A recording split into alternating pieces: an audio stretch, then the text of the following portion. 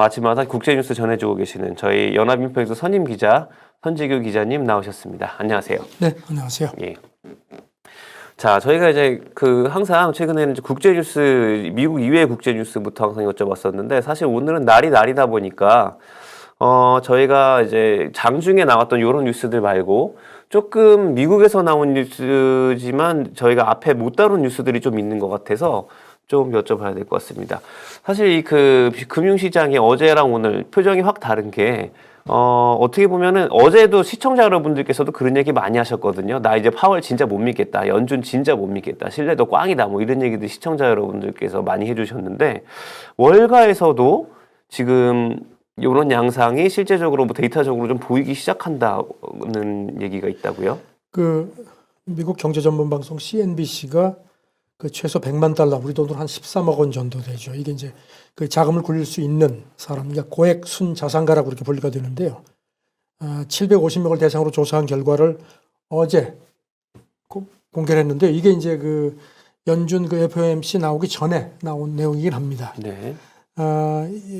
지금 조금 전에 말씀하신 것대로 연준의 인플레 통제에 대해서 아주 불신감이 큰 걸로 나타났습니다. 그래서 현금을 많이 갖겠다 이렇게 나타났습니다.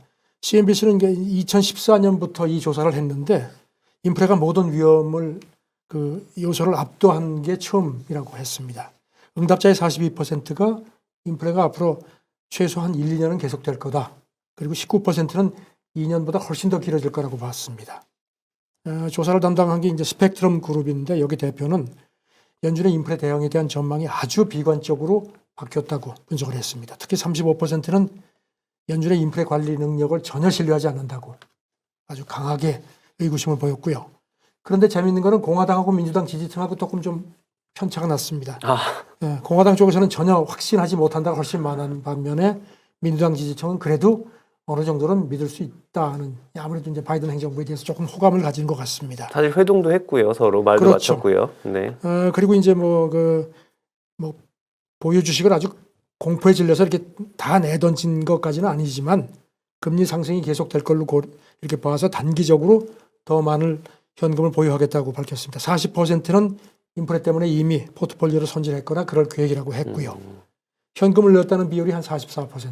그다음에 41%는 채권 보유를 늘렸다고 했고 주식에 대해서는 35%는 주식을 오히려 늘렸다. 반면에 31%는 인플레 걱정 때문에 처분했다고 그렇게 밝혔습니다. 이런 가운데 오늘 새벽에 JP모건 체이스 보고서 나온 거 체크를 하셨는지 모르지만 저도 조금 전에 체크를 했는데요. 네, 아까도 어떤 시청자분께서 그 멘트를 한 줄 올려주셨더라고요. 네, 지금 연준의 이 긴축 기조가 상당히 잘못된 거다. 이건 오판이다. 그러면서 지금의 S&P 지수 추이를 보면은 미국이 침체에 빠질 확률이 85%인 걸 시사한다. 이렇게 얘기를 했습니다. 자, 참 이렇게 이게 정말 어저께 지수가 올랐던 게 여러모로 이해가 안 됐었는데요. 이 75bp 인상이라는 게 미국 내에서도 큰일이지만 국제적으로 봤을 때 굉장히 여러 가지 문제를 이제 야기할 수가 있지 않습니까? 특히나 이제 최근 같은 경우에 이제 강달러가 이제 굉장히 좀 지속이 되면서 여러 가지 보시는 분들이 많으셨는데 강달러도 이제 점점 더 이제 국제 이슈로도 이게 점점 더 부각이 될 것 같거든요. 네, 지금 이 달러 인덱스 이게 이제 주요 6개 통화에 대한 가치 추이인데 지난 1년 사이에 한 17% 이상 지금 오른 걸로 그렇게 이제 추산이 되고 집계가 되고 있거든요. 이런 가운데 투자 전문 매체 배런스가 이런 걸 보도를 했습니다.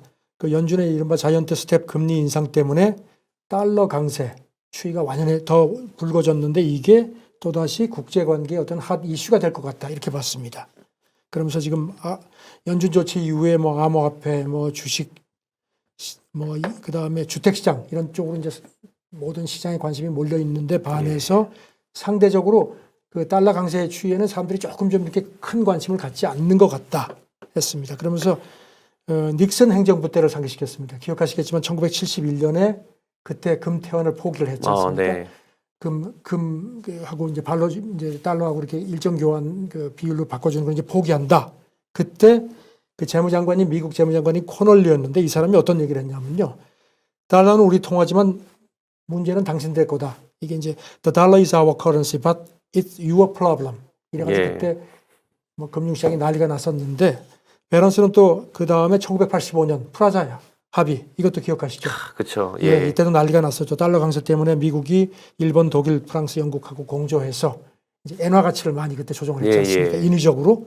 그래서 지금 밸런스는 이런 상황에서 이렇게 다시 또 강달러 추이가 부각이 되면서 뭔가 또 새로운 어떤 다른 혁신적인 해법이 모색될 가능성도 전혀 배제할 수 없을 것 같다. 이렇게 얘기를 했습니다. 미국이 과연 이걸 어떻게 할지. 지금 뭐 우크라이나 전쟁 때문에 그 달러 그 시스템에서 지금 뭐 러시아, 중국 같은 데가 빠지면서 다른 또 다른 대한 통화 시스템 얘기들이 자꾸 나오는데 그거하고 맞물려서 상당히 좀 주목되는 그런 분석인 것 같습니다. 사실 말씀하신 대로 이제 프라자 합의 같은 경우에 일본의 뭐 잃어버린 20, 30년을 갖다가 그 시작을 시키는 데 결정적인 어떤 그런 역할을 그랬죠. 했었고요. 네. 그 말씀하신 대로 혁신적인 어떤 해법이 있어야 될 것 같다라고 이제 미국 경제지에서도 얘기를 하고 있는데 사실 암호화폐의 어떤 뭐 이런 상승이라든지 이런 게 어떻게 보면 달러의 불신 이런 부분도 사실 좀 어느 정도 깔려 있는 게 아닌가 이런 그렇죠. 생각도 들고요. 그런 분석들도 나오는 것 같습니다. 예. 자, 그러면 이제 저희가 또 좀 봐야 될 부분이요.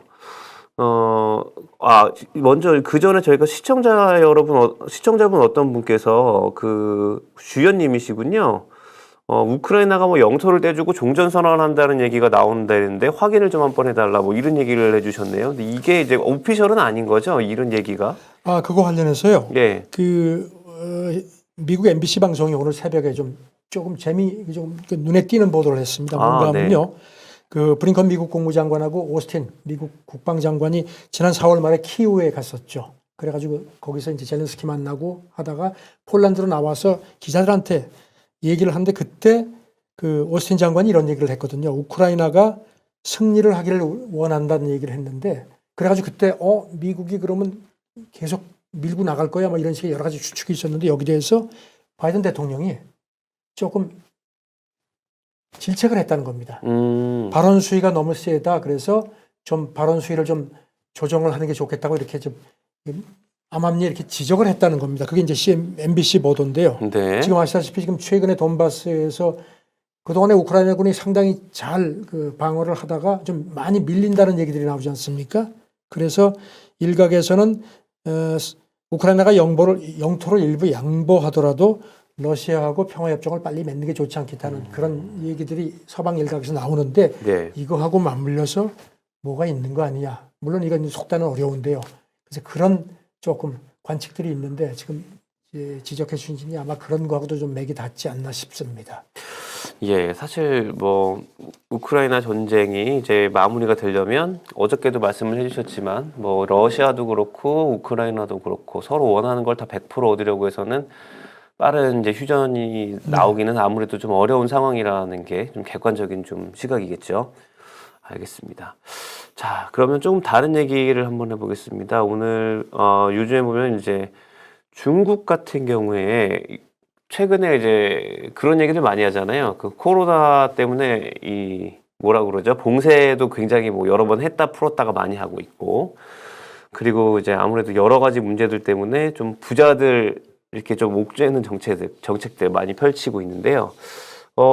중국에서도 사실 저는 이제 그런 얘기들 보면서 그런 생각을 했었거든요. 내가 중국 부자면은 정부에서 나보고 이렇게 돈 내놓으라 그러고 이렇게 막 가져가고 그러면 이민을 가면 되는데 여기서는 이민은 못 가는 건가? 해외는 나가도 이민은 못 가는 건가? 그런 생각을 했었거든요. 글쎄요. 그러니까 지금 그 글로벌 이주 중개업체 헨리 앤 파트너스라는 곳에서 그 지난주에 보고서를 하나 낸 게 이제 뒤늦게 보도가 됐는데요. 이게 지금 뭐 중국도 그렇고 홍콩도 그렇고 지금 제로 코로나 때문에 뭐 굉장히 막 옥죄에서 뭐 주네들이 많이 빠진다는 얘기도 있었는데 올해 중국하고 홍콩에서 부자들이 아까 말씀드린 그 자산가들 그러니까 한 13,000명 이상이 이민을 갈 것 같다. 이렇게 관측을 했습니다. 중국에서 한 10,000명, 홍콩에서 한 3,000명 정도.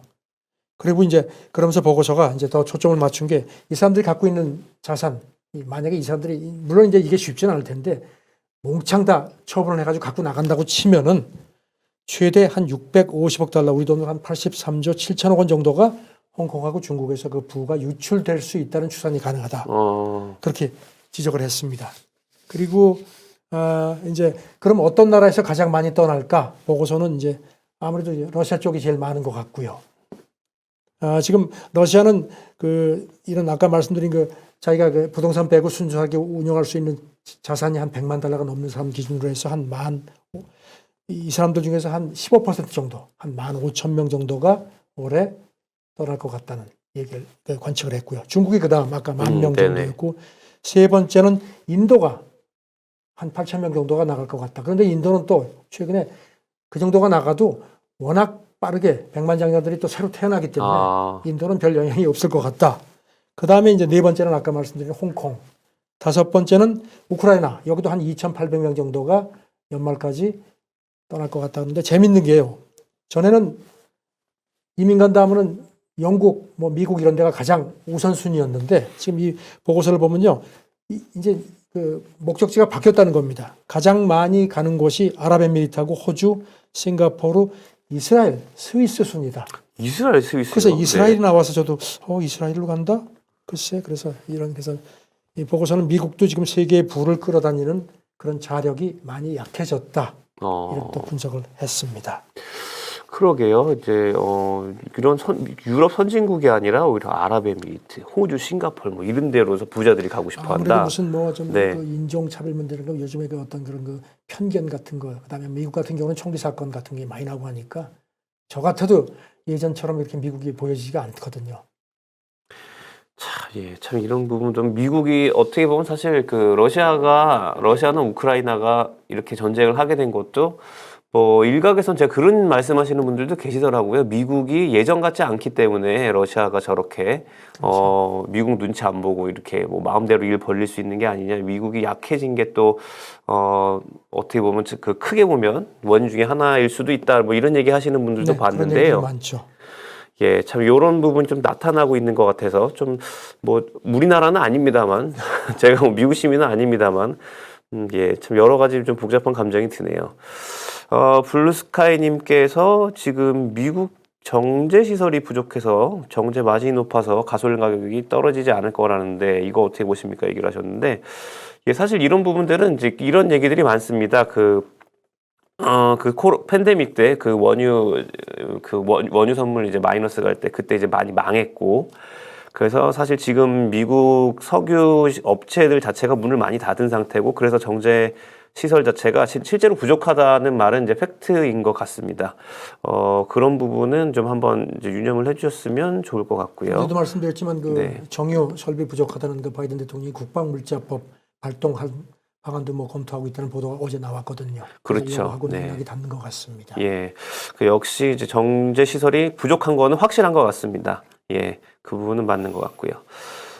자, 원더풀데이님께서 이스라엘은 전통 부의 원조 이렇게 말씀을 해주셨네요. 그렇죠. 유대인이 사실 세계 부의 상당 부분을 이렇게 좌지우지하는 만큼 또 그런 부분도 분명히 있긴 있겠죠. 알겠습니다. 참 이게 결국 시청자 여러분들께서 올려주시는 내용들도 보면은 우크라이나랑 러시아 전쟁이 끝나지 않으면 결국 어떤 위기도 해결이 안 될 것 같다라는 게 이제 다들 중론이시거든요. 많은 분들이 그렇게 생각을 하시고 이게 지금 현재 상황인데요. 자, 이거 과연 이제 어떻게 이제 앞으로 끌고 가야 될까요? 사실 이제 바이든 대통령한테 지금 인플레가 가장 큰 문제 아닙니까? 이걸 어떻게든지 가라앉히려고 지금 오늘 새벽에 AP하고 회견하면서 미국 경제가 침체로 가는 거는 자기는 불가피한 걸로 절대 보지 않는다. 그렇죠. 말은 그렇게 하는데 쉽지가 않습니다. 그래서 그런지 지금 인플레 잡으려고 지금 바이든이 계속 애를 쓰는데 어제 오늘 새벽에 나온 걸 보니까요. 이제 미국의 원양 해운료 그게 또 엄청나게 뛴 모양입니다. 그래가지고 지난주에 이 미국 유통업계, 농업업계 이런 소비자 단체 대표들이 바이든 대통령 만나가지고 굉장히 분개했다. 그리고 심지어는 바이든 대통령이 지난주에 로스앤젤레스 항구 행사 때는 원양 해운사들의 운임이 심지어 1000% 올랐다. 그냥 아주 분노를 했는데요. 1000%요? 네, 1000% 올랐다는 겁니다. 그래서 이 와중에 미국 의회가 초당적으로 원양 해운료 인상 견제법을 채택을 했고 오늘 새벽에 바이든 대통령이 서명을 했습니다. 이거는 이제 미국 연방해사위원회가 이렇게 원양 해운 업계들이 이렇게 운임을 일방적으로 올리거나 그다음에 이제 미국의 수출입 컨테이너 가지고 또 이렇게 좀 갑질을 했던 모양입니다. 이거를 절대 못하게 이렇게 지시를 내릴 수 있는 그런 걸 하는데 사실 이 정도로 지금 바이든 대통령이 인플레를 잡으려고 아주 안간힘을 쓰는 모습인데 선거는 점점 다가오고 지금 지지율은 아직도 바닥이거든요. 예, 요런 부분들 참 예, 바이든도 많이 힘들겠습니다. 뭐 본인도 뭐 사실 근데 이런 지지율이 낮은 거에 이제 바닥에 깔려 있는 거는 결국 우크라이나랑 러시아 사태를 결국 매니징을 잘 못했다. 뭐 요런 그렇죠. 예, 전쟁하고도 판단들이 좀 지배적인 것 같고요. 맞습니다. 시청자 여러분 어떤 분께서도 바이든 도대체 이 지경 될 때까지 뭐 했냐. 뭐 굉장히 안 좋은 얘기 해주시는 분들도 계시고요. 이런 게 이제 결국 뭐 이제 일반적인 시각들이 아닐까 싶습니다. 자, 이제 우크라이나 전쟁. 이제 앞으로 어떻게 될까요? 이제 시청자 여러분들께서 계속 그 얘기 하시네요. 서방 그 국가들이 우크라이나한테 영토 몇 개 넘기고 휴전하라고 압박을 계속 하는 것 같다. 뭐 이런 얘기도 하시고. 앞으로 어떻게 흘러갈까요? 그 교황이 이 전쟁이 그 나토의 동진이 일부 책임이 있는 것 같다 하면서 뭐 도발을 유도한 것 같다는 식의 그런 얘기를 어저께 그런 얘기 했었죠. 하셨었죠. 그런 네. 얘기를 해서 지금 서방에서 어떤 반응을 보일까 궁금했는데 나토 사무총장이 어제 브뤼셀에서 나토 국방장관 회담하고 나서 기자들이 교황 발언에 대해서 어떻게 생각하느냐 아마 물은 모양입니다. 그러니까 나토는 우크라이나군을 훈련시키고 장비를 공급하며 조언해 왔다. 이거는 누구한테도 위협이나 도발이 아니다. 그렇게 얘기를 해서 사실 조금 그 교황이니까 뭐 대놓고는 얘기를 못하지만 좀 불만을 우회적으로 표현한 것 같습니다. 예. 자, 이게 근데 보통 블링컨이랑 이제 오스틴 같은 경우에는 이제 우크라이나 방문한 다음에 또 그죠, 아까도 얘기하셨지만 우크라이나 승리 원한다 이런 얘기했다가 네. 또 이제 제재당하기도 하고 좀 그랬었는데 참 이게 앞으로 과연 이제 젤렌스키가 어떤 이제 좀 선택을 할지도 굉장히 좀 주목이 되는 부분인 것 같습니다. 지금 뭐 아시다시피 러시아 경제가 지금 뭐 그 부총리들이 어제 얘기한 걸 보면은 그렇게 충격이 경제가 그렇게 러시아 경제가 나쁘지 않다. 뭐 인플레도 뭐 어느 정도 뭐 좀 가라앉았다. 그러니까요. 루브라도 오히려 가치가 너무 위다. 그리고 뭐 환시장에 개입하지 않는다. 계속 러시아 쪽에서는 뭐 물론 이제 속사정은 어떤지 모르지만 굉장히 우리는 뭐 아직까지 괜찮아 하는 식의 얘기를 자꾸 하거든요. 그러니까 이제 이렇게 되면은 전쟁이 더 길어지는 거 아니냐 뭐 이런 걱정들이 많은데 저는 어떤 상황에서든지 전쟁은 빨리 매듭을 져야죠. 그게 모든 이에게 다 혜택이 돌아가는 거죠. 계산들은 복잡하겠지만요. 예, 알겠습니다. 자, 오늘도 그 국제 이슈들 잘 정리해서 전달해 주셔서 감사합니다. 성 기자님 고생하셨습니다. 네, 감사합니다. 예.